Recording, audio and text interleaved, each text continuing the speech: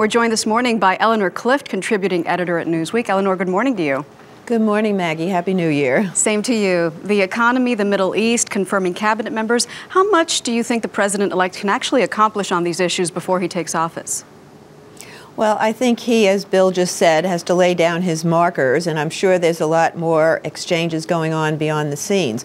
But I think what he's also thinking about, being a man of words, he's thinking about his inaugural address and the signals that he's going to send not only to Americans but around the world. And I'm sure he has the image of his own speeches. He's made some pretty significant addresses to the country. In fact, he became known because of his speech at a political convention. And so I think what he says is going to basically signal how he's going to approach the world's problems and the economy as well. To approach the economy, he wants that massive recovery plan on his desk by January 20th. Do you think he'll meet much resistance in Congress?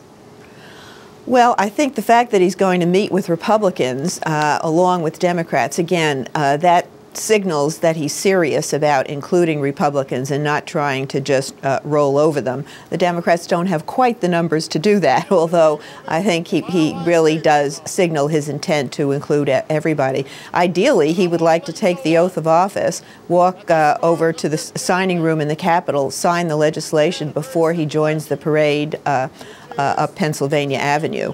If he pulls that off, that will be one for the history books. That would be pretty amazing. He hasn't said much about the situation in Gaza, most likely out of respect for President Bush. Do you believe he should be more vocal or do more about this than he has? Oh, I think the Middle East is such a minefield, and every word that he said before he took office would be weighed and contrasted with the current administration.